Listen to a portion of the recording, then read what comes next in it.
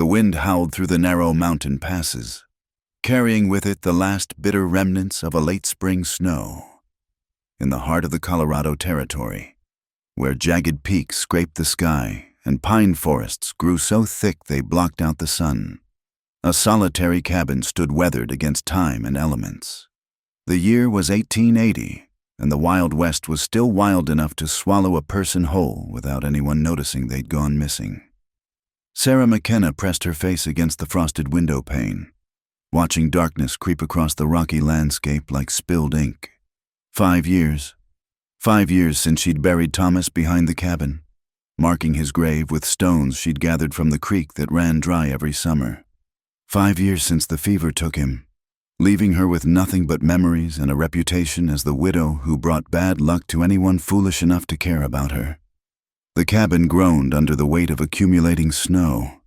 She moved away from the window, her worn boots echoing on the wooden floor as she checked the door's heavy bar for the 3rd time that evening. Living alone had taught her habits that city folk might call paranoid, but out here, paranoia kept you breathing. She stirred the rabbit stew bubbling over the fire, the familiar motion bringing no comfort tonight. Something felt different about this storm.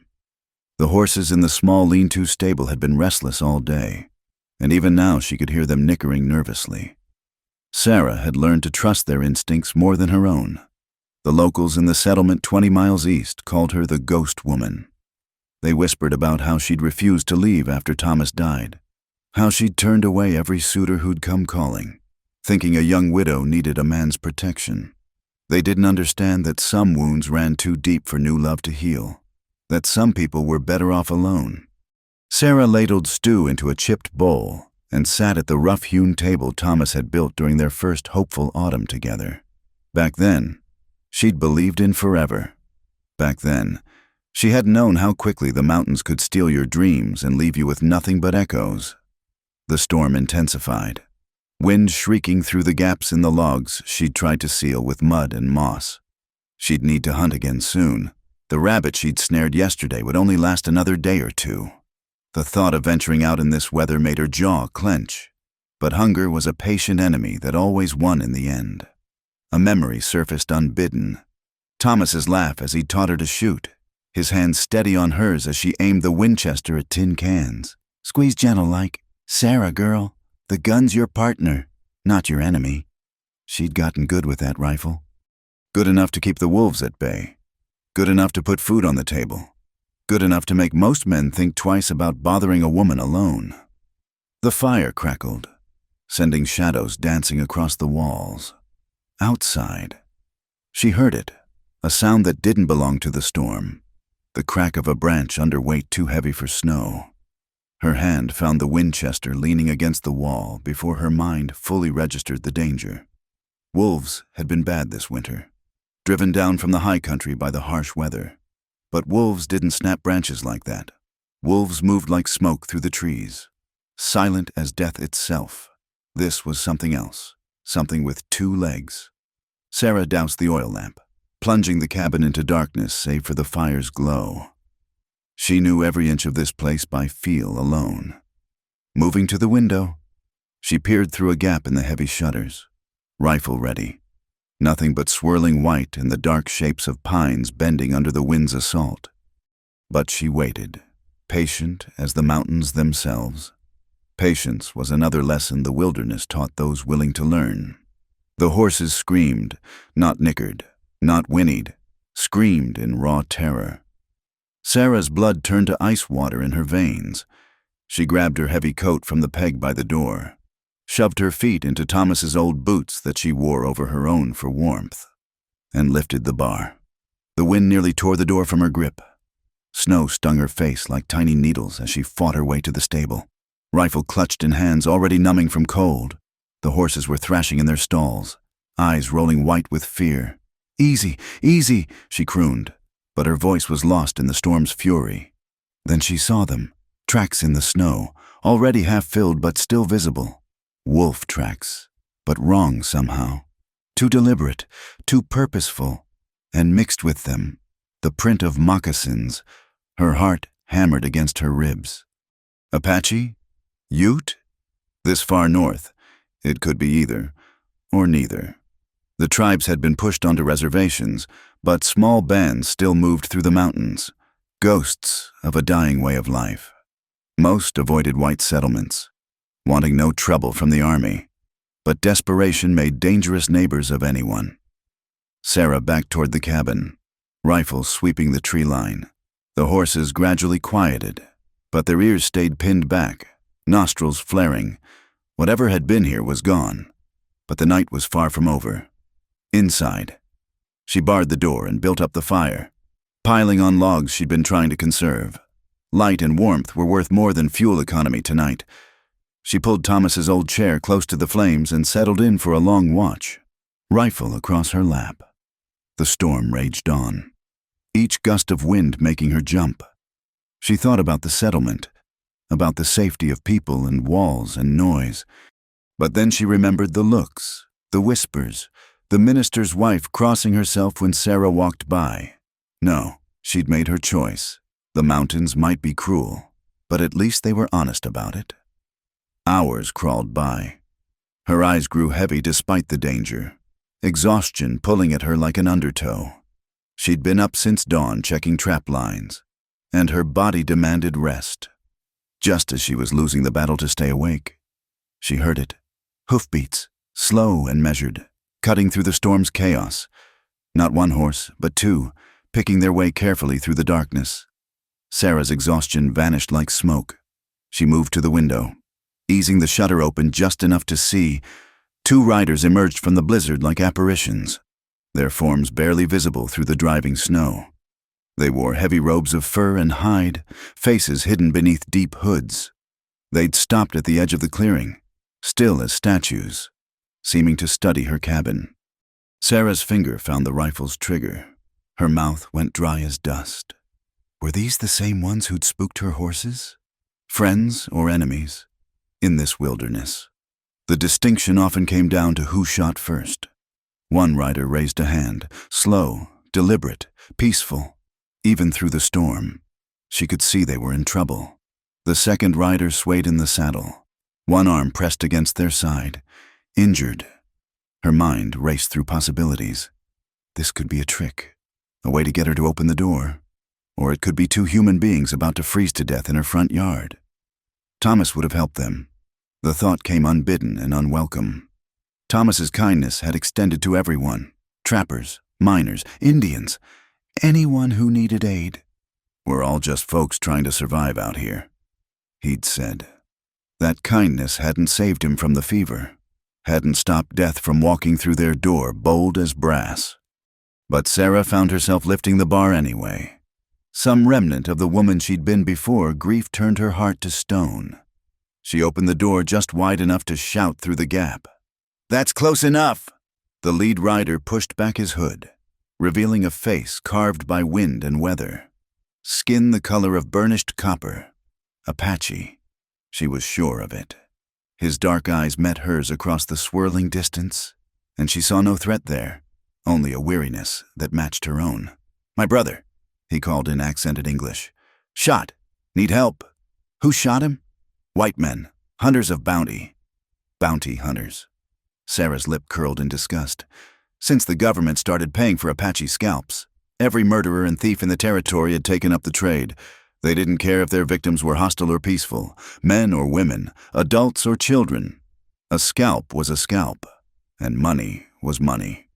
The injured rider slumped forward, nearly falling from his horse. Decision made. Sarah stepped back. "Bring him in, slow and easy. I see any weapon besides what's holstered. I start shooting." They dismounted carefully, the healthy one supporting his companion. As they approached, she could see the dark stain spreading across the injured man's side, blood looking black in the firelight spilling from her door. They were young, she realized. Maybe 20 winters. No more. Sarah kept the rifle trained on them as they entered, but her hands were steady now. This was something she could do, something she understood. Wounds could be cleaned and bandaged. Fever could be fought. Death could be held at bay, at least for a while. "Put him by the fire," she ordered, already reaching for her medical supplies. As she worked, cutting away the blood-soaked leather to reveal the bullet wound. She wondered what Thomas would think of her now. The woman who'd turned away from civilization, who'd chosen loneliness over the risk of loss, opening her door to strangers in the night. The storm howled on, sealing them all inside her small cabin. By morning, everything would be different. But for now, there was only the fire's warmth, the smell of blood and snow, and the strange comfort of not being alone as the darkness pressed against the walls. The fire crackled and hissed as melting snow dripped through the chimney. Sarah worked in tense silence, her hands steady despite the two Apache warriors filling her small cabin with their presence. The injured one, his brother, had called him Joseph, a Christian name that sat strangely on Apache's shoulders, lay still as death while she probed the wound. "Bullet's still in there," she muttered, reaching for the bottle of whiskey she kept for medicinal purposes. "This is going to hurt." The conscious brother, who'd given his name as Samuel, translated her words into Apache. Joseph's eyes fluttered open, dark as mountain pools, fixing on her face with an intensity that made her pause. He nodded once, jaw set against the coming pain. Sarah had done this before, though never under such circumstances. Thomas had taught her field medicine, learned from his days in the war between the states. She poured whiskey over her hands and the long tweezers, then offered the bottle to Joseph. He took a single swallow and waved it away. "Hold him," she told Samuel, who positioned himself at his brother's shoulders. The firelight played across their faces, highlighting the sharp angles and weathered lines earned from a life lived under open sky. Their heavy robes steamed as they dried, filling the cabin with the smell of wet fur and leather. Sarah didn't give warning. Warning only made it worse. She plunged the tweezers into the wound, feeling for the lead ball lodged between ribs. Joseph's body went rigid, but he made no sound beyond a sharp intake of breath. His brother murmured low in their language, words that sounded like prayer or encouragement. Blood welled around her fingers, hot and slick. She found the bullet, gripped it, pulled. It came free with a wet sound that turned her stomach. Joseph's eyes rolled back, body going limp. "He's all right," she said quickly, seeing alarm flash across Samuel's face. "Just fainted. Better that way." She worked faster now, cleaning and binding the wound with strips torn from her spare petticoat. The bleeding was bad, but not fatal if infection didn't set in. When she finished, she sat back on her heels, suddenly aware of how close she was to these strangers, how vulnerable. Samuel watched her with those deep eyes, seeming to read her thoughts. Slowly, deliberately, he unbuckled his gun belt and set it aside, then did the same with the knife at his hip. The gesture was clear. "I mean no harm." "Thank you," he said, the English words careful but clear. "You save his life." Sarah stood, wiping bloody hands on her apron. "Maybe. Fever's the real danger now. That and whoever shot him finding you here. They not follow. Storm covers tracks." Samuel moved to the window, peering through the shutters. "But they come when snow stops. Always come." "How many?" "5 men. Hunt our band for 3 days. We lead them away from women and children." His face hardened. "They not care who they kill. Apache scalp is Apache scalp." Sarah felt the familiar anger rise in her chest. She'd seen the results of bounty hunters' work. Entire families slaughtered for the few dollars their deaths would bring. It was murder made legal. Genocide with government approval. She busied herself making coffee, needing something to do with her hands.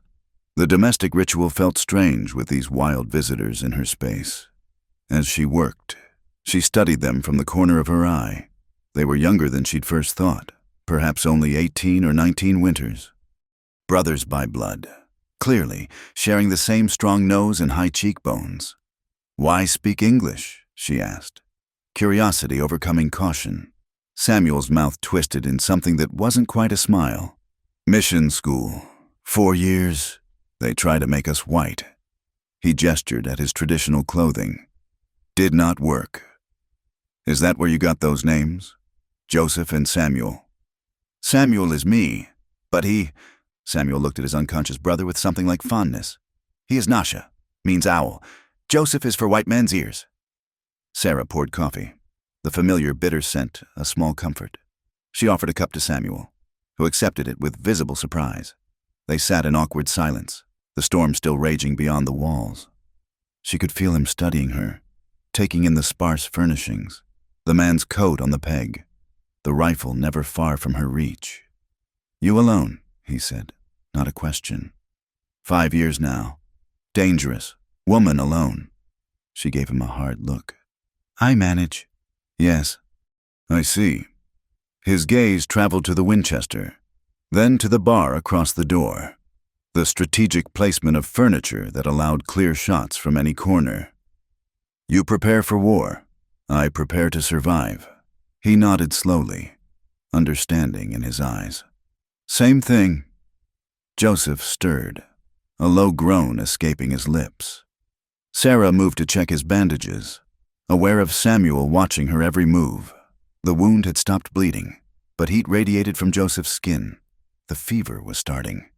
"There's a root," Samuel said suddenly. "Grows by water, helps with fever. I could find, in this storm, you'd be dead before you reach the trees." Sarah shook her head. "I have willow bark. It'll have to do." She prepared the bitter tea, helping Samuel prop his brother up to drink. Joseph's eyes opened briefly, focusing on her face with that same unsettling intensity.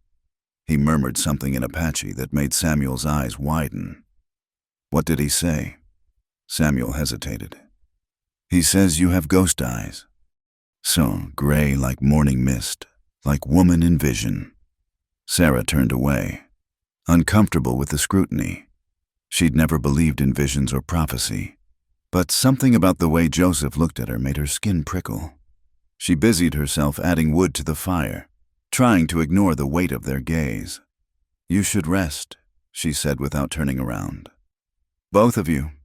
Tomorrow we'll need to figure out what to do about those hunters." "You help us. Why?" The question hung in the air like smoke. Sarah stared into the flames, seeing Thomas's face in the dancing light, remembering his voice. "We're all just folks trying to survive out here. Because leaving you to freeze would make me no better than them," she said finally. "Now sleep. I'll keep watch." Samuel made a pallet on the floor beside his brother, using their heavy robes as bedding. Sarah settled back in Thomas's chair, rifle across her lap, fighting the exhaustion that pulled at her bones. The wind had died to a whisper, snow falling soft and steady beyond the shuttered windows. She dozed despite herself, jerking awake at every small sound. Each time, she found Samuel watching her from where he lay, eyes gleaming in the firelight. Neither spoke, but something passed between them in those moments, an understanding born of shared vigilance, of knowing what it meant to guard against the darkness. Near dawn, Joseph's fever spiked. He thrashed and muttered, caught in fever dreams that seemed to torment him. Samuel held him down while Sarah bathed his face with cool water, murmuring soothing nonsense the way she once had with Thomas. "He sees things," Samuel said quietly. "Since child, spirits speak to him." "What's he saying now?" Samuel listened to the rambling Apache words, his face growing troubled. "He speaks of 3 paths crossing, of blood and snow, of a choice that changes everything." He met her eyes. "He speaks of you." Sarah's hand stilled on the cloth. "He's delirious. Fever makes people say strange things." "Perhaps." But Samuel didn't sound convinced. The gray light of dawn crept through cracks in the shutters. The storm had finally broken, leaving behind a world transformed by white. Sarah knew she should feel afraid. 2 Apache warriors in her home, bounty hunters possibly close behind. Her careful isolation shattered like ice in spring. Instead, she felt something she hadn't experienced in 5 years, alive, truly, blazingly alive, as if the proximity to danger had awakened something dormant in her soul. She looked at the brothers, so out of place in her domestic setting, and wondered if this was how the rabbit felt when it first saw the hawk, terrified and exhilarated in equal measure. Joseph's fever broke as the sun climbed higher, his breathing evening out into natural sleep. Samuel finally relaxed, exhaustion claiming him. Sarah remained in her chair, standing guard over these unlikely guests, wondering what Thomas would make of it all. Outside, the snow had stopped. Soon, the hunters would come. And when they did, she would have to choose the safety of isolation or the dangerous path of intervention. But looking at the sleeping brothers, she suspected the choice had already been made the moment she opened her door to the storm. The morning sun turned the fresh snow into a glittering expanse of white that hurt to look at. Sarah squinted against the glare as she led Samuel and Joseph through the narrow deer path behind her cabin. Joseph moved slowly. One hand pressed to his bandaged side, but his fever had broken and his eyes were clear. "This way," she murmured, pointing to marks on the pine trees that only she would recognize. "Thomas blazed this trail our first winter. Goes all the way to Eagle's Point if you know the turns." Samuel supported his brother over a fallen log, their movements synchronized by years of traveling together, despite their care. Joseph's breathing came harsh and labored. They needed to find somewhere safe to rest, somewhere the bounty hunters wouldn't think to look. "There," Sarah said, spotting the old trapper's shelter she'd been aiming for. Half hidden by a cluster of boulders and screened by heavy pine boughs, it was barely more than a cave with a rough door. But it would serve. Inside, the air was musty but dry. Sarah had stashed emergency supplies here years ago. Blankets, some hardtack, matches wrapped in oilcloth. She'd thought of it as her retreat if trouble ever came calling. Now she was sharing it with the very kind of trouble she'd imagined fleeing from. "Rest here," she told Joseph, who sank gratefully onto the pile of old furs in the corner. "I need to go back. Cover our tracks." Samuel caught her arm as she turned to leave. His touch was gentle but firm, and she felt that strange electricity again, like static before a storm. Is dangerous. The hunters won't expect a woman to know these paths. She pulled free, disturbed by her body's reaction to his proximity. "I've survived 5 winters alone. I know how to be invisible." Something flickered in his dark eyes. Respect, perhaps, or recognition of a kindred spirit. He released her without another word.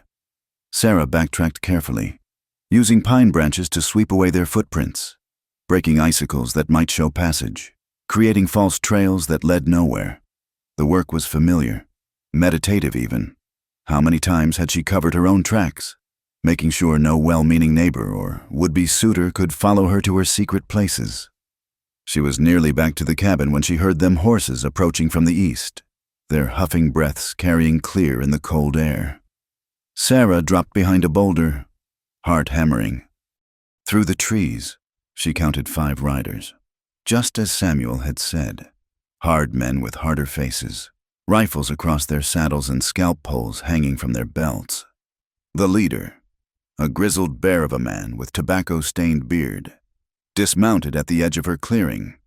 "Tracks lead here. Boys, 2 horses, unshod, Apache ponies for certain." Sarah pressed herself lower, barely breathing. They circled her cabin like wolves, noting details she wished they wouldn't see. The freshly broken snow, the smoke still rising from her chimney, the bloody rags she'd foolishly thrown outside. "Someone's home," another hunter said, younger, with the eager cruelty of one trying to prove himself. "Maybe hiding them savages, or maybe just some hermit who don't want company." The leader replied, but he approached her door anyway, pounding with his fist. "Hello, the house. Open up in the name of the law." Sarah knew she had moments to decide. Show herself and try to deflect their suspicions, or stay hidden and let them break in. Either choice carried risk. She thought of Samuel and Joseph, wounded and trusting her to keep them safe. The decision made itself. She emerged from the trees, rifle prominent but not directly threatening. "That's close enough, gentlemen." 5 heads swiveled toward her. The leader's eyes narrowed, taking in her men's clothing, her steady hands, the way she held the Winchester like she knew how to use it. "Well now," he drawled. "Mrs. McKenna, isn't it? The widow woman. Heard you were touched in the head, living out here alone. Touched enough to shoot trespassers."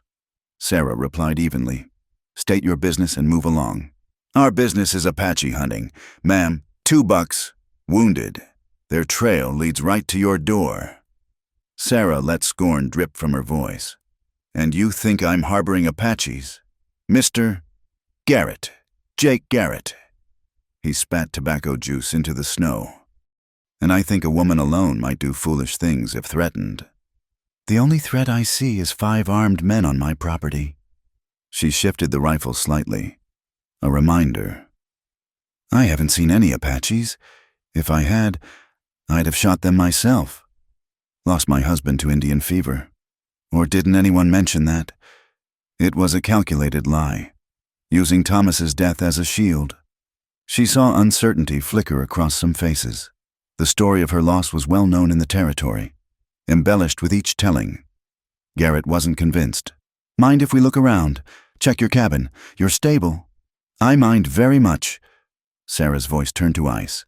"Unless you have a warrant or evidence of a crime, you'll remove yourselves from my land now." The younger hunter started forward, hand on his pistol. "Listen here, woman." Sarah's rifle swung toward him, and she levered around into the chamber with practiced ease. "No, you listen. I've buried 1 man on this property. I'm prepared to bury more." The moment stretched taut as a bowstring. She could see them calculating, 5 against 1, but she had cover in the high ground, and something in her eyes that spoke of a willingness to die rather than yield. Garrett raised the hand, stopping his man. "No need for bloodshed, ma'am, but those Apaches are worth good money, and we'll be watching. They surface anywhere near here. We'll know you helped them." "Watch all you like," Sarah said. "You'll see nothing but a woman trying to live in peace." They mounted up reluctantly, Garrett's eyes promising this wasn't over. Sarah held her position until they were out of sight, then sagged against the nearest tree, knees weak with delayed reaction. She'd faced down 5 killers and lived. Thomas would have been proud. Or horrified. Maybe both. She waited another hour before returning to the shelter, taking a roundabout route in case they'd left someone watching.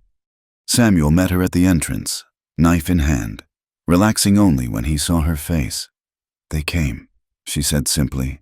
"I sent them away, but they'll be back."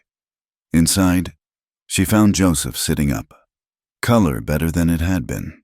He watched her with those unsettling dark eyes as she described the encounter. "You risked much," Samuel said when she finished. "Why?" Sarah busied herself checking Joseph's bandages rather than meet his gaze. "I told you, I won't be like them." "Is more than that." Joseph's voice was soft but certain. "You are angry.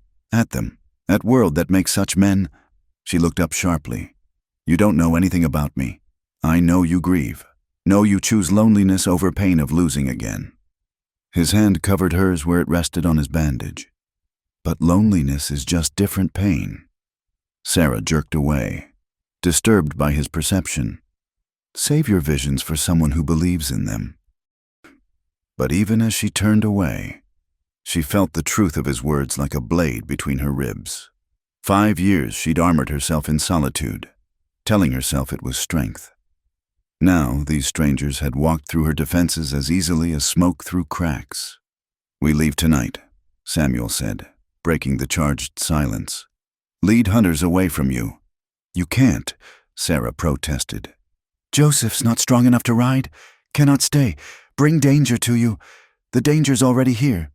She made a decision that surprised her. "There's another way. Higher trails, harder to track. I could guide you through, get you past their search area." The brothers exchanged glances, an entire conversation in a look.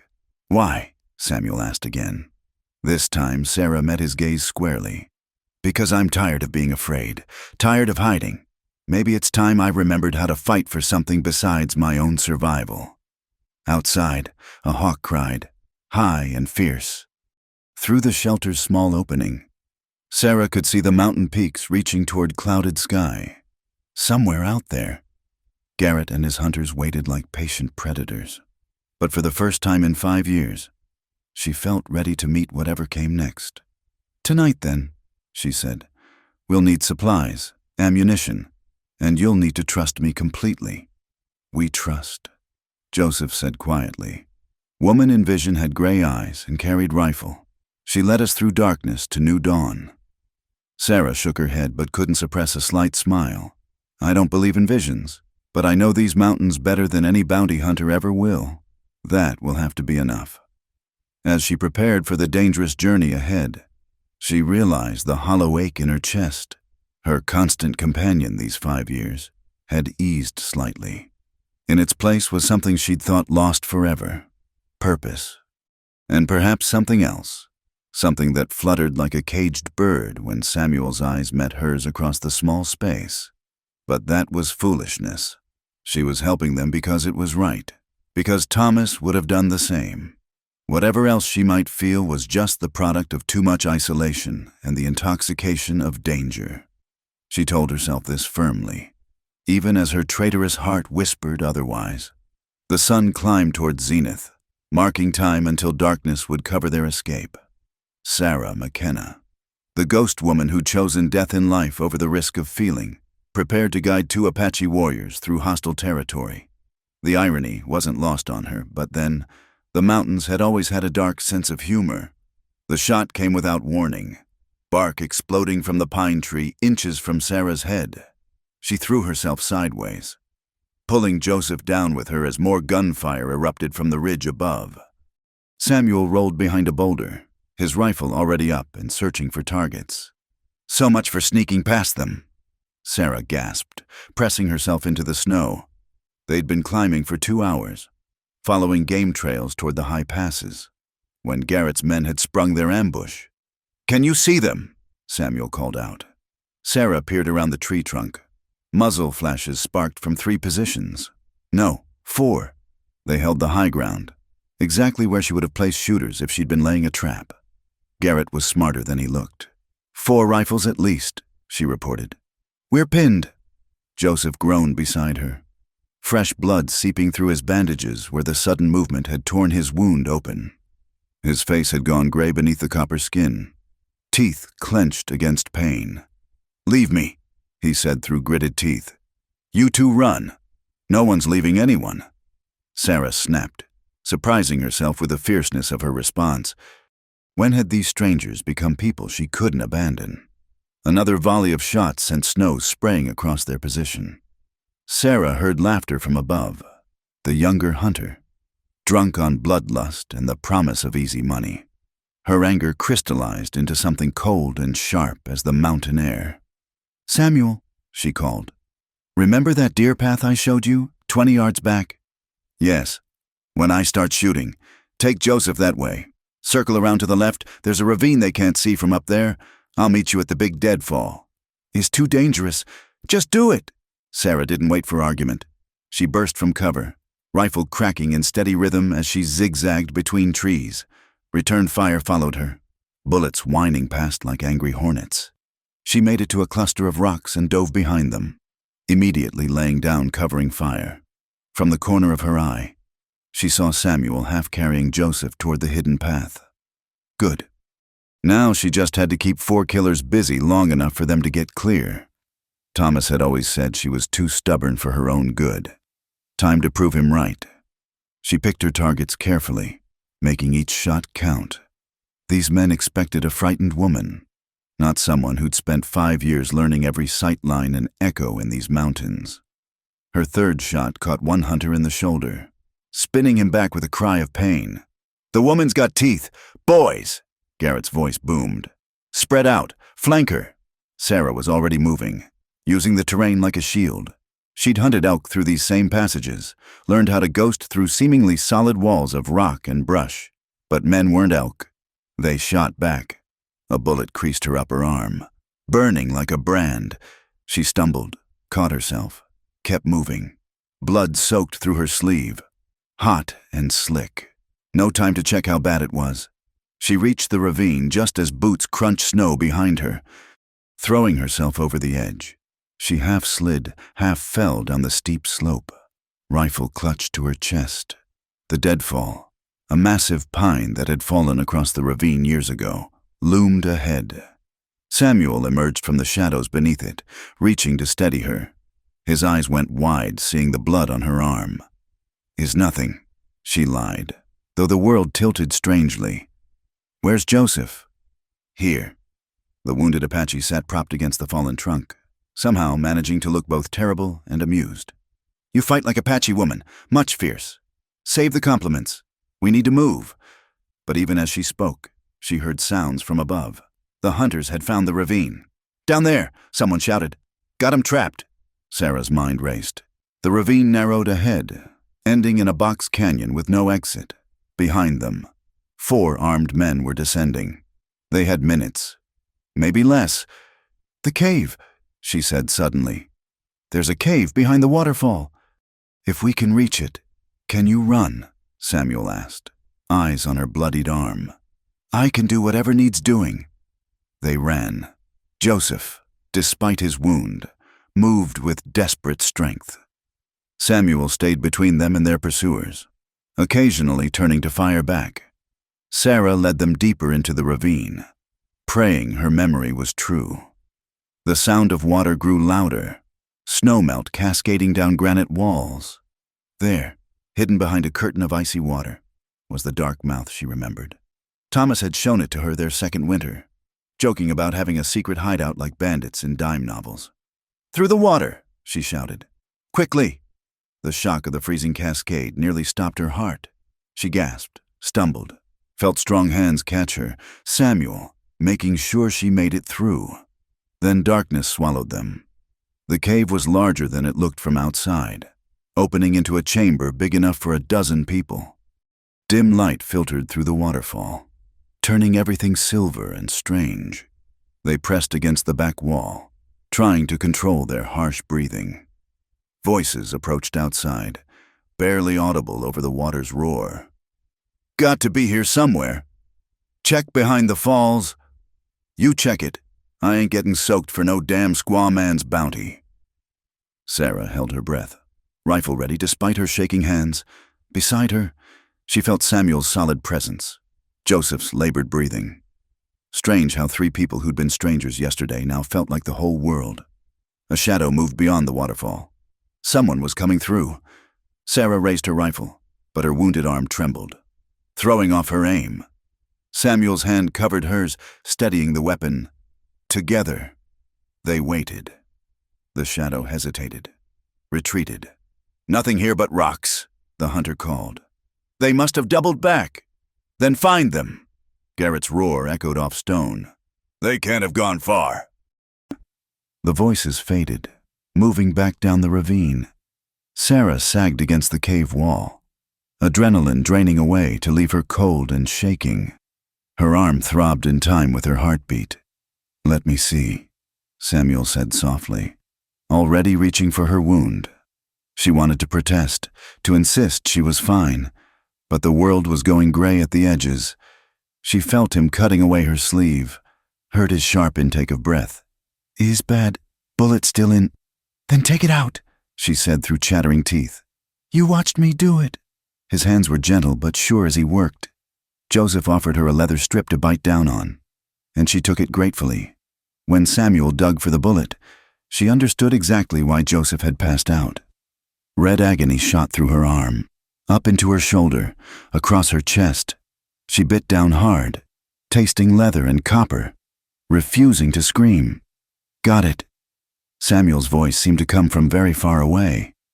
She felt him binding the wound, his touch careful as a mother with a child. When her vision cleared, she found both brothers watching her with something like awe. What? She managed. You save us. Joseph said simply. Risk everything. Why? Sarah closed her eyes, too tired for lies. Because being alone isn't living. It's just waiting to die. I've been waiting 5 years. Maybe that's enough. She felt movement beside her, opened her eyes to find Samuel had shifted closer.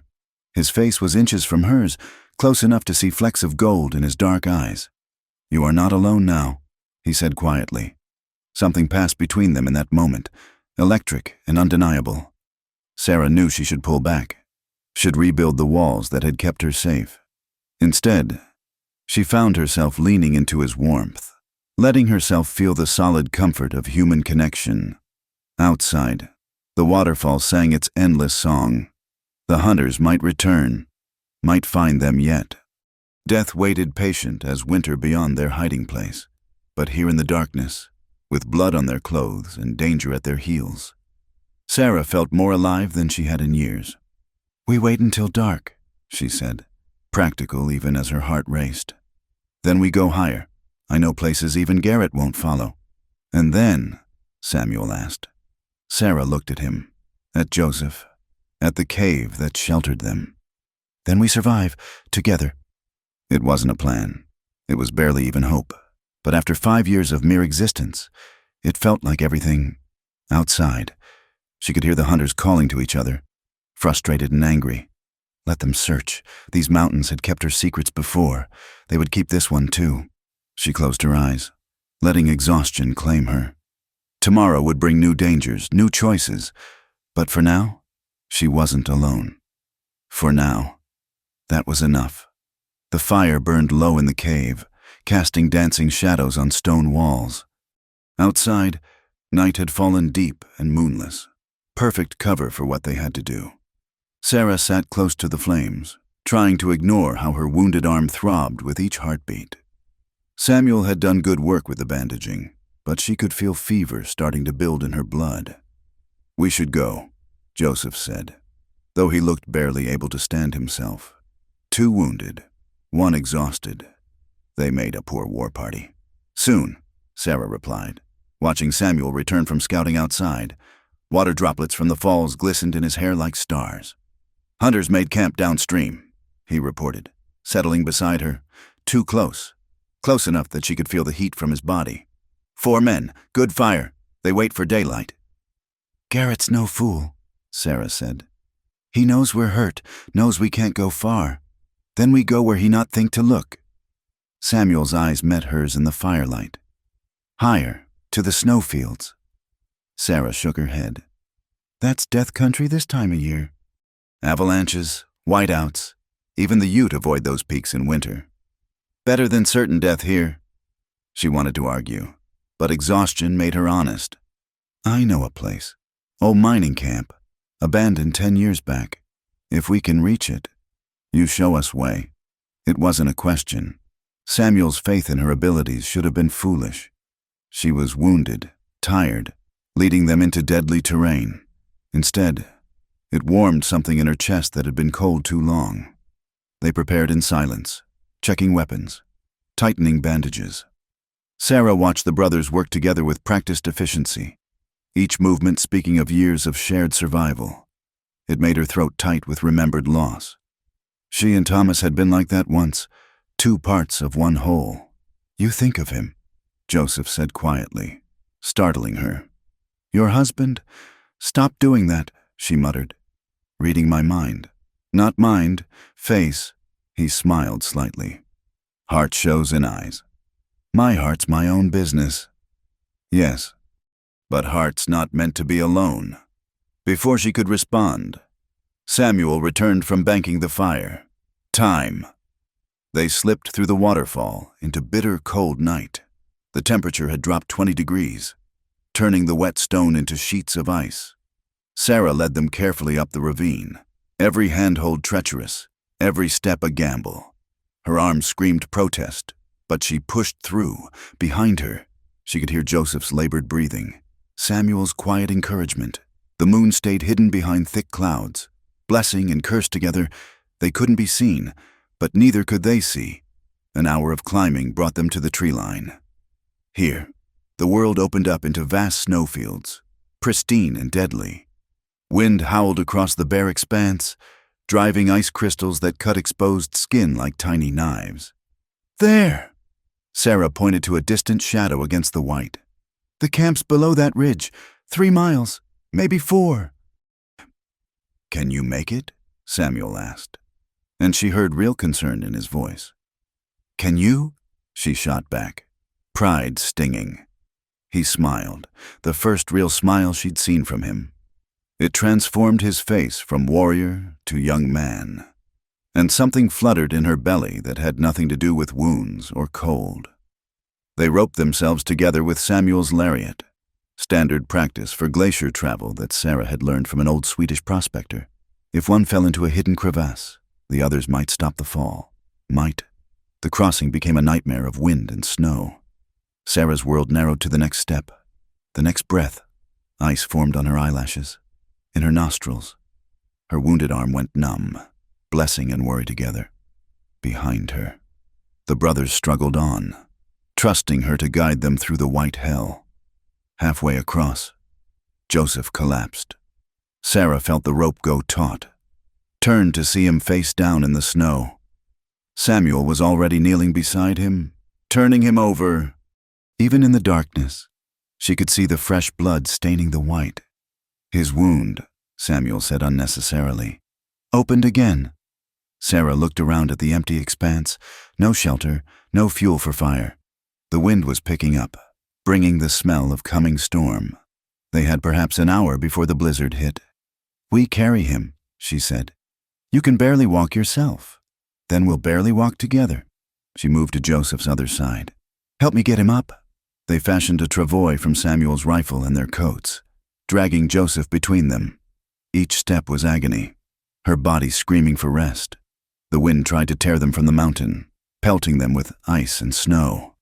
Sarah navigated by instinct and memory, landmarks invisible in the white. Once, she felt the snow shift beneath her feet, avalanche warning, and changed course. Another time, Samuel grabbed her just before she walked off a cornice, saving them both from a 100-foot fall. The mining camp materialized from the storm like a ghost town. Half-collapsed buildings huddled against the mountain, roofs thick with snow. Sarah led them to the most intact structure, an old assay office with stone walls and a mostly whole roof. Inside was dusty darkness and blessed escape from wind. They laid Joseph near the cold fireplace, his breathing shallow but steady. Samuel immediately began breaking apart old furniture for kindling, while Sarah searched for anything useful. Fortune smiled. Previous refugees had left supplies. Canned goods, years past their prime, but probably safe. Moth-eaten blankets. Even a medicine bottle with a few precious grains of laudanum. Soon they had fire, warmth, something approaching safety.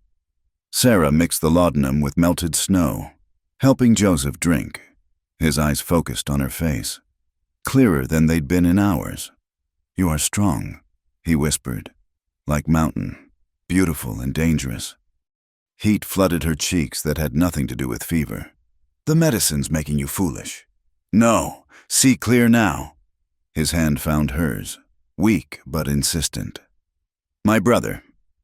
"Rest," she said firmly, but he shook his head. "My brother cares for you, watches you like hawk watches sky." Joseph's eyes shifted to where Samuel was reinforcing the door. "He not say, but I know. You know too." Sarah pulled her hand free, disturbed by his words. "You're mistaken. Heart knows truth even when head denies." Joseph closed his eyes. "But you still bleed for one who is gone, until you let him go. You cannot hold another." She wanted to argue, to deny, but Joseph had already slipped into laudanum sleep. Sarah sat back on her heels, shaking. From cold, she told herself, from exhaustion and blood loss. Not from the truth in a dying man's words. "He sleeps." Samuel had returned, snow dusting his shoulders. "Yes, good." He knelt beside her, so close she could see firelight dancing in his eyes. "Your turn. The arm." She let him unwrap her bandages, hissing as air hit the wound. It looked bad. Red streaks already starting up her arm, edges angry and swollen. "Infection," Samuel said grimly. "Needs cleaning, burning maybe." "I know." She'd seen wounds go bad before, knew what happened next if not treated. "There's whiskey in my pack." He retrieved the bottle, her last, saved for emergencies. This qualified. She took a long pull before he poured the rest over her wound. The pain was exquisite, white-hot agony that made her vision tunnel. She bit down on her own belt to keep from screaming. "Sorry," Samuel murmured, working quickly. "Almost done." He heated his knife blade in the fire. Sarah knew what came next, tried to prepare, but when hot metal met infected flesh, she couldn't stop the cry that tore from her throat. The smell of burning meat filled the air. Then it was over. Samuel wrapped her arm with torn blanket strips. his hands impossibly gentle after such necessary brutality. Sarah found herself leaning into him, head on his shoulder, too exhausted to maintain walls. "Why you live alone?" he asked quietly. "Beautiful woman, strong. Many men would want. I had what I wanted," she whispered. "When Thomas died, I thought that was the end. Easier to feel nothing than risk feeling that pain again. But you feel now." His arm came around her, careful of her injuries. "I see it, feel it too." Sarah lifted her head to look at him. This close, she could see every line of his face, the scar on his jaw, the warmth in eyes she'd thought cold, 5 years of ice around her heart, and this stranger was melting it with nothing more than presence and kindness. "This is madness," she breathed. "You don't know me. I don't know you." "Know enough." His hand came up to cup her cheek, thumb brushing away a tear she hadn't known was there. "Know you risk everything for strangers. Know you fight like warrior. Know you make my spirit sing like wind in canyon." The poetry of it undid her. Sarah closed the distance between them, pressing her lips to his in a kiss that tasted of desperation and hope. He responded instantly, carefully, as if she were something precious that might break. When they parted, both breathing hard, reality crashed back. Outside, the storm raged, somewhere below. Hunters waited to kill them. They were wounded, trapped, facing likely death. But for this moment, by this fire, with this man's arms around her, Sarah felt alive, truly, blazingly alive. And she realized that Joseph was right. She'd been bleeding for a ghost, holding so tight to grief that there was no room for anything else. "Whatever happens," she whispered against Samuel's neck, "I'm glad you came to my door." "Meant to be," he replied simply. Joseph saw it, 3 paths crossing in blood and snow. Sarah didn't believe in visions or fate, but curled against Samuel's warmth while the storm raged outside. She could almost believe in second chances. Tomorrow would bring whatever it brought. Tonight, she would allow herself this connection, desire, the dangerous hope of something more. The fire crackled, casting moving shadows that seemed to dance with possibility. And somewhere in the darkness, she felt Thomas's ghost finally, gently, let her go.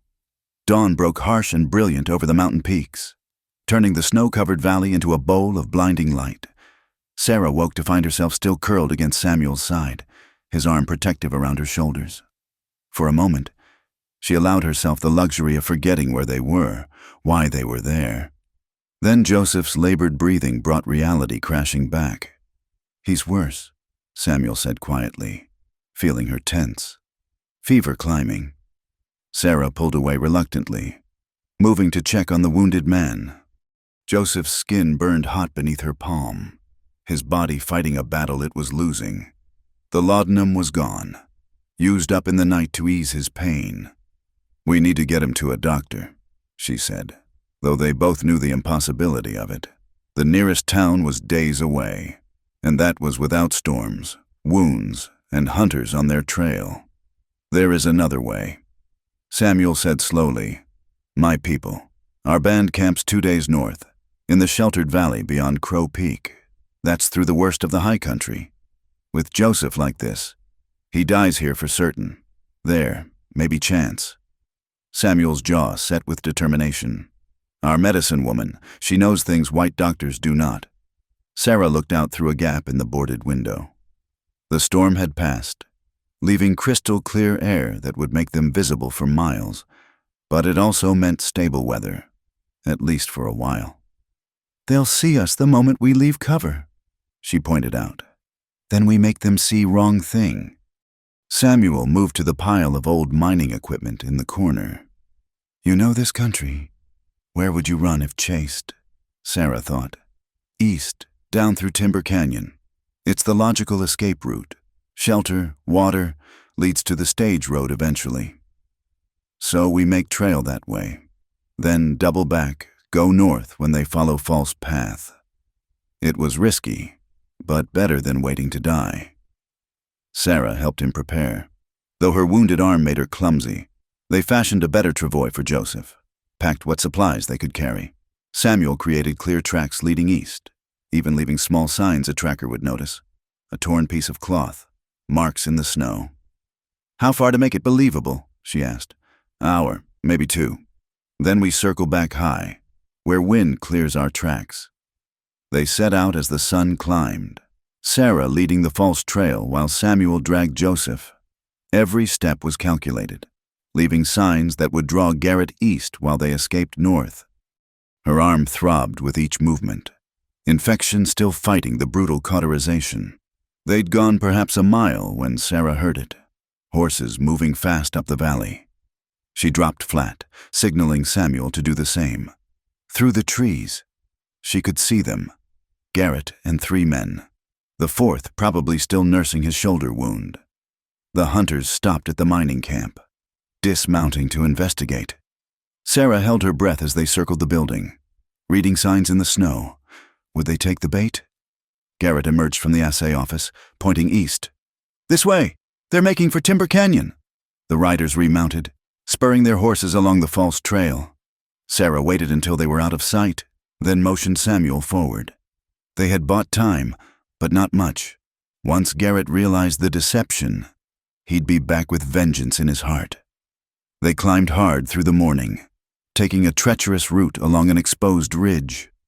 The wind here was brutal, scouring exposed skin, but it also erased their tracks within minutes. Joseph drifted in and out of consciousness, occasionally mumbling in Apache. "What's he saying?" Sarah asked during a rest break. Samuel listened, his expression troubled.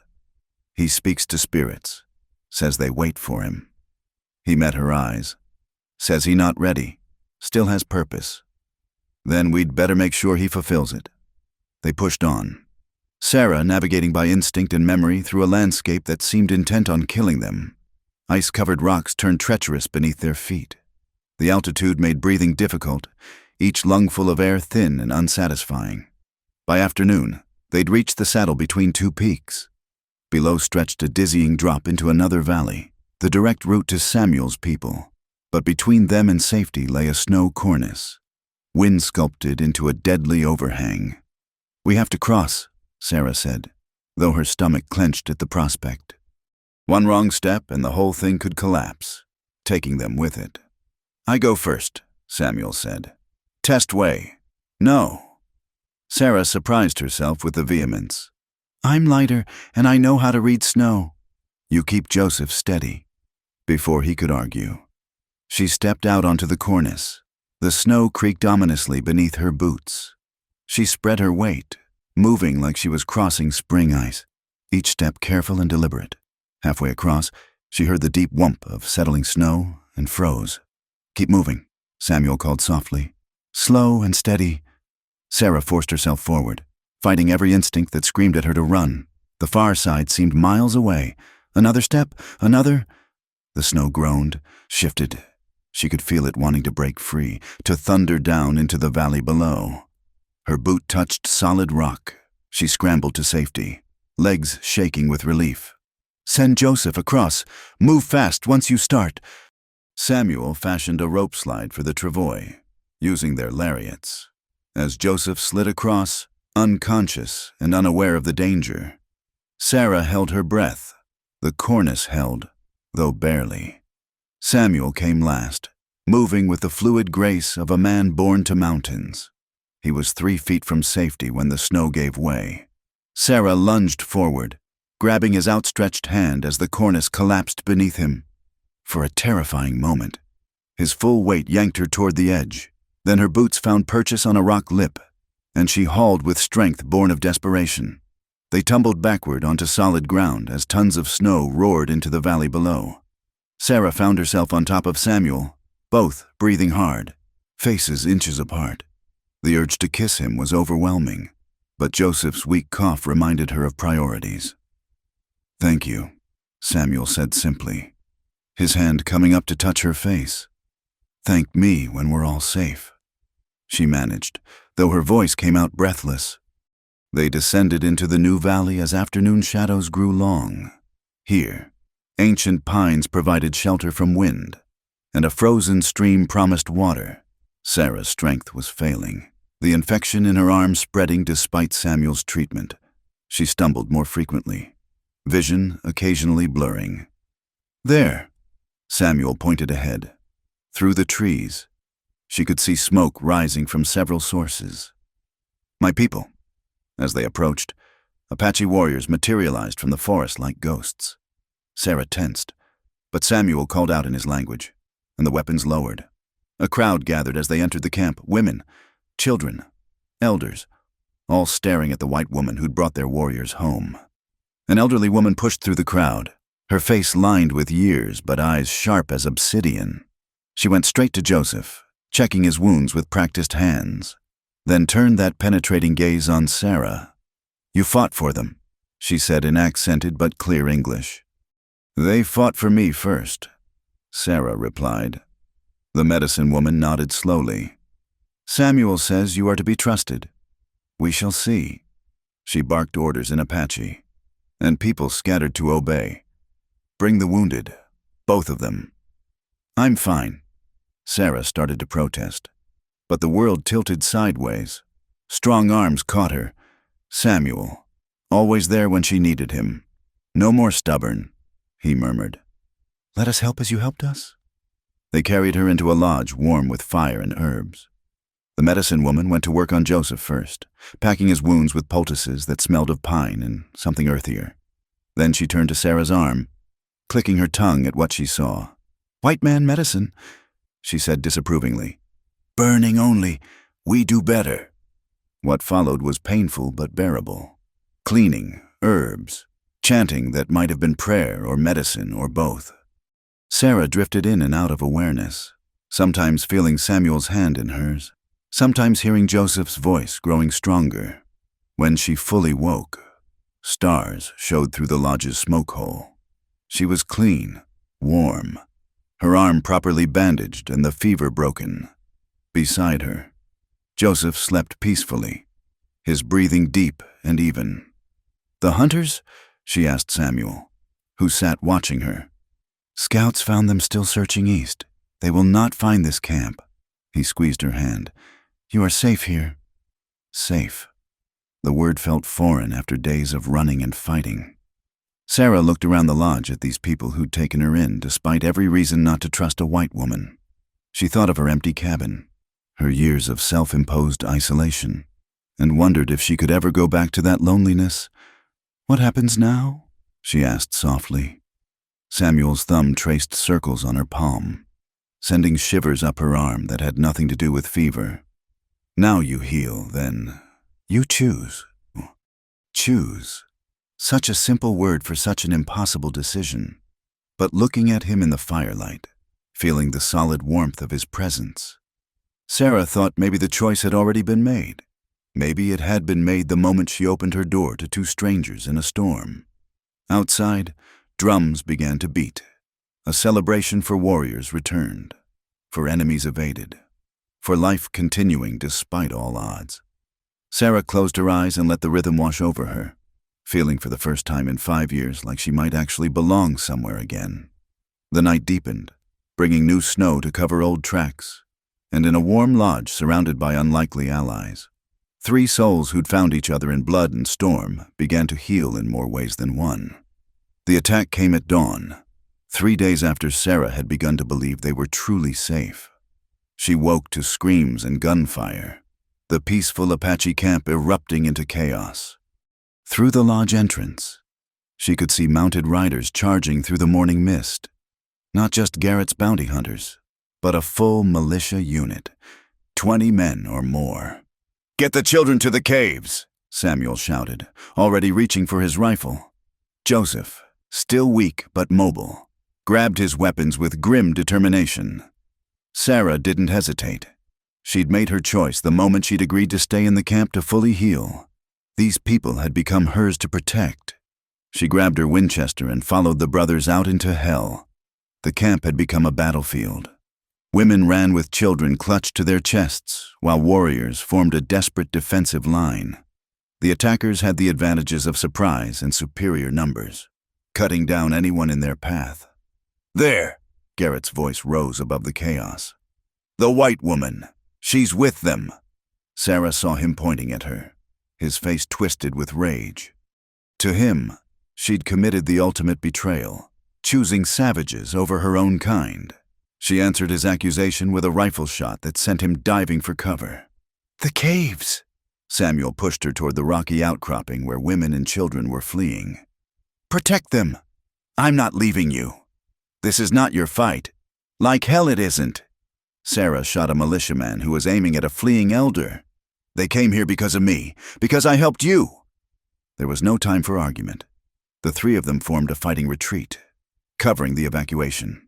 Sarah's world narrowed to sight. Squeeze, reload. Beside her, Samuel and Joseph fought with desperate efficiency, but they were vastly outnumbered. A young Apache woman stumbled and fell, her infant wailing. Sarah ran to help, hauling her to her feet just as bullets sparked off the rocks where they'd been. Together they ran for the caves, Sarah shielding them with her body. The caves were natural fortifications, narrow entrances that could be defended by a few against many. But they were also traps if the militia decided to wait them out. Sarah helped organize the defense, positioning the few warriors who'd made it inside. Where's Samuel? She realized she'd lost sight of him in the chaos. Joseph, bleeding from a graze on his temple, pointed outside. "Still fighting, giving us time." Through the cave mouth, Sarah could see the battle raging. The Apache warriors fought magnificently, but they were falling one by one. And there was Samuel, standing alone now against 5 men, his rifle empty, fighting with knife and raw courage. "No!" The word tore from her throat. She started forward, but Joseph caught her arm. "You go out there. You die. Then I die." She wrenched free. "I won't watch another man She stopped, the words choking her. Joseph's eyes softened with understanding. "And another man you love. Love." Was that what this was? This fierce need to protect?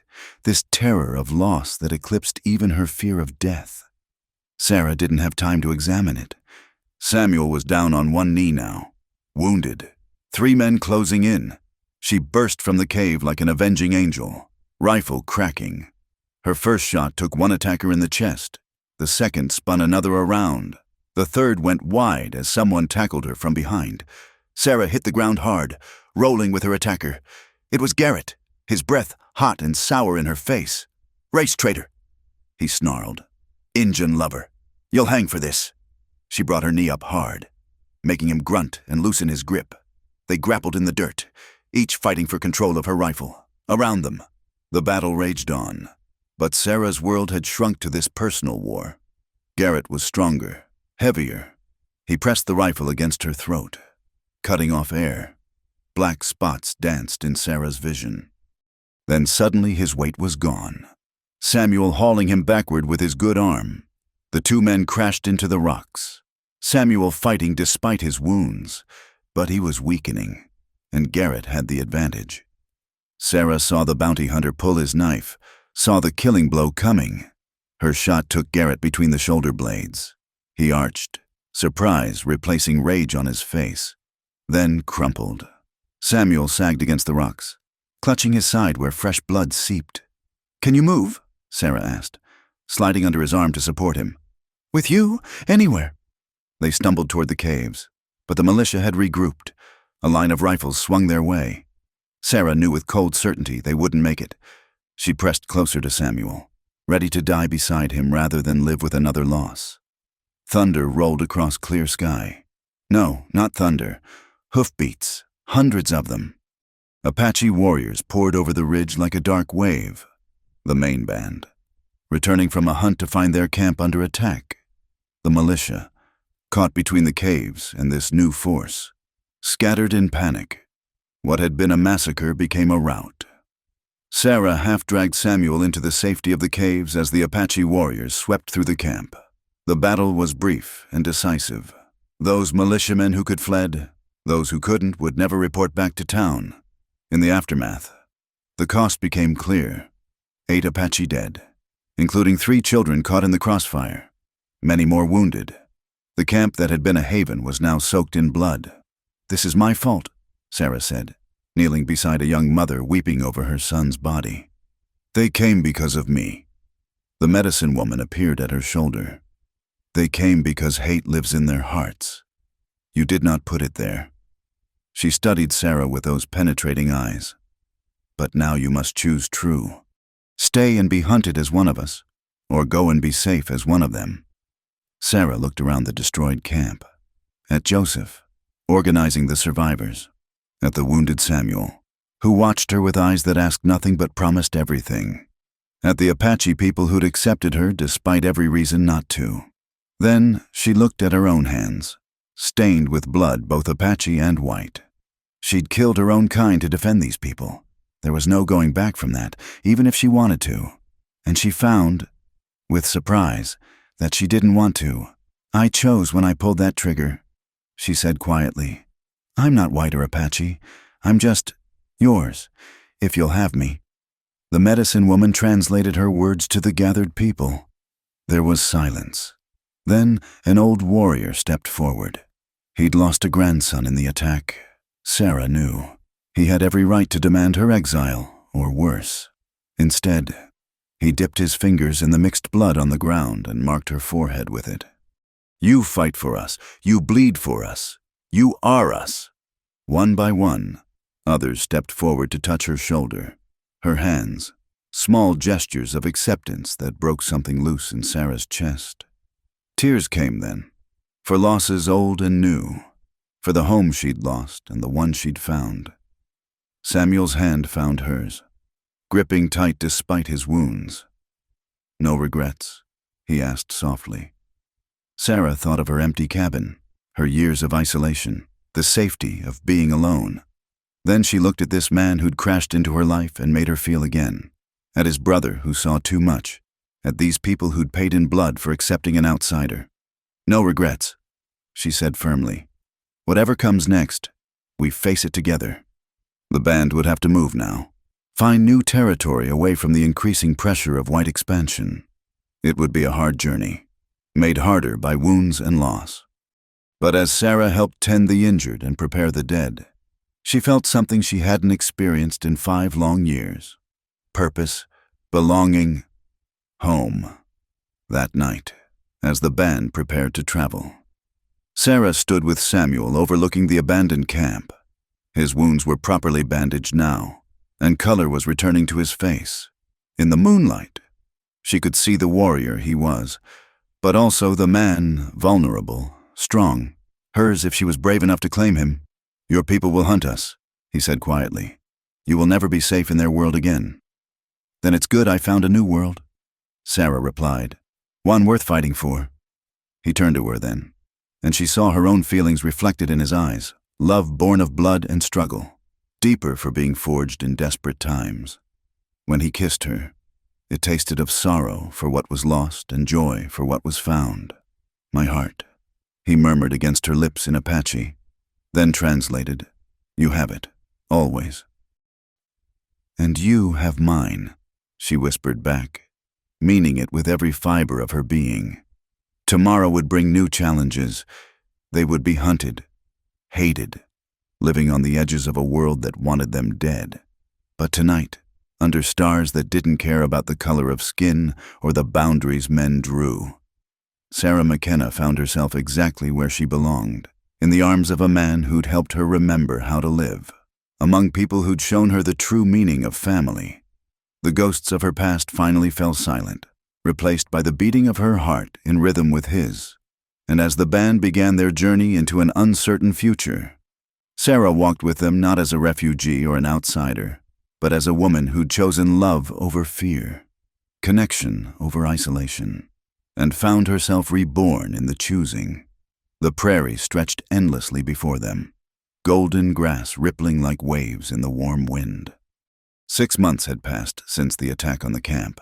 6 months of running and hiding and slowly healing. Now, as summer painted the plains in shades of amber and green, Sarah stood beside Samuel on a rise overlooking their new home. There, Samuel pointed to where a clear stream wound between cottonwood trees. Good water, shelter, far from white settlements, far from everything. Sarah agreed, but there was no regret in her voice. The isolation that had once been her prison now meant safety for the people she'd come to love. Joseph approached on horseback, his movements easy and fluid again. The vision that had nearly claimed him was now just another scar among many. The scouts found no sign of soldiers. This land is forgotten. Perfect, Sarah said. Forgotten is exactly what we need. The band had shrunk during their flight, some families choosing reservation life over constant running. Others lost to skirmishes with patrols. But those who remained were bound by more than blood or tradition. They were survivors, united by their refusal to surrender, as the band set up camp in the valley. Sarah worked alongside the other women, her hands now skilled at tasks that would have been foreign a year ago. The Apache had accepted her completely, teaching her their ways while respecting what she brought from her own world. "You're thinking again," Samuel said that evening, finding her by the stream. The sunset painted the water gold and crimson, like liquid fire. "About how different life is," she admitted. "A year ago, I was alone in that cabin, convinced I'd never feel anything again. Now," she gestured at the bustling camp, at him, at the life growing inside her that she'd only recently become certain of. Samuel's hand went to her still flat belly, his touch reverent. They'd discovered her pregnancy during the hard winter months, when game was scarce and every day was a battle for survival. It should have been a burden, another mouth to feed. Instead, it had become a symbol of hope, of future, of life persisting despite all odds. "Are you happy?" he asked, and she heard the vulnerability in his voice. He still worried sometimes that she regretted her choice, that she missed the world she'd left behind. Sarah turned in his arms, reaching up to touch his face. "I've never been happier," she said simply. "This life is hard, yes, but it's real, it's ours, and we're building something here, not just surviving, but living." The medicine woman had said the baby would be born with the first snow, a child of two worlds who would bridge the gap between them. Sarah didn't know about prophecies, but she liked the idea of their child representing hope for a different future. As darkness fell, the band gathered around the central fire. These evenings were Sarah's favorite times, when stories were shared and bonds strengthened. She sat between Samuel and Joseph, feeling the solid warmth of family on either side. An elder was telling the story of their escape, already becoming legend in the retelling. Sarah featured prominently, the white woman who chose love over safety, who fought beside them, who carried their future beneath her heart. It still amazed her sometimes. This transformation from ghost woman to warrior woman to simply woman, beloved and belonging. "Tell them about Thomas," Joseph suggested quietly.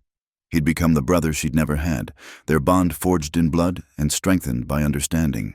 About how love can live beyond death. So Sarah told her story, about the man who'd taught her to shoot and dream, about loss that had nearly destroyed her, about choosing isolation over the risk of feeling, and then about two Apache riders who'd crashed into her frozen world and taught her that hearts could hold more than one love. That courage meant opening yourself to joy and pain alike. "He would be glad," she concluded, surprising herself with the truth of it. "Thomas would be glad I found you. He always said hearts weren't meant to be caged." The fire crackled, sending sparks spiraling into the star-filled sky. Around the circle, faces reflected understanding. Everyone here had lost something. Someone, but they'd chosen to keep going. Keep loving, keep fighting for moments like this. Later, in the lodge they'd built together. Sarah lay in Samuel's arms, listening to the night sounds of the camp. His hand rested protective over where their child grew, and she covered it with her own. "What will we tell our child about the world?" she asked. "About the hatred and division, about why we have to hide?" "The truth," Samuel said after a moment, "that the world is not always just, that people fear what they do not understand, but also that love is stronger than hate, that family is more than blood, that courage is choosing connection despite the cost. And if things get worse, if we have to run again, then we run together." He pressed a kiss to her temple. "The three of us, 4, he corrected. hand pressing gently against her belly. However many come, together. Sarah smiled in the darkness. Together. Such a simple word for such a profound change. She'd spent 5 years defining herself by what she'd lost. Now she defined herself by what she'd found. Love, purpose, family, home. The stream gurgled peacefully outside their lodge. Somewhere in the distance, a wolf howled, answered by another. The sound no longer frightened her. She understood now that wolves, like people, were just trying to survive, to protect their pack, to carve out a place in an unforgiving world. Dawn would bring new challenges. The Indian wars were intensifying, the frontier shrinking, the old ways dying, but it would also bring new possibilities. Their child would be born into struggle, but also into love. Would learn both Apache and English ways. Would carry forward the best of both worlds. "I love you," she whispered into the darkness, meaning it for Samuel, for Joseph, for the child within her, for this unlikely family she'd found. "And we love you," Samuel murmured back. "My heart, my warrior woman, my home," as sleep claimed her. Sarah thought one last time of that night the riders had appeared at her door, how she'd almost turned them away, almost chosen safety over compassion. Thank God for the courage to open that door, to open her heart, to choose the dangerous, beautiful path of connection. The stars wheeled overhead, indifferent to human struggles and triumphs. But beneath them, in a hidden valley where a stream sang eternal songs, a small band of survivors built something precious, a place where love transcended boundaries, where family was chosen as much as born, where a woman who'd thought herself dead inside found herself gloriously, defiantly alive. And in the growing light of dawn, as Sarah woke to face another day of challenge and joy, she knew with bone-deep certainty that she was exactly where she belonged. Home wasn't a place. It was the people who held your heart, who stood beside you against the world, who reminded you daily that love was worth any risk. The riders had saved her life that storm-swept night. But more than that, they'd returned her to life. And for that gift, she would spend all her days grateful, fighting beside them, building with them, loving them with the fierce devotion of a heart set free. Thank you for joining me on this journey through the Wild West, where love bloomed in the most unlikely circumstances. I'd love to know where you're listening to this story.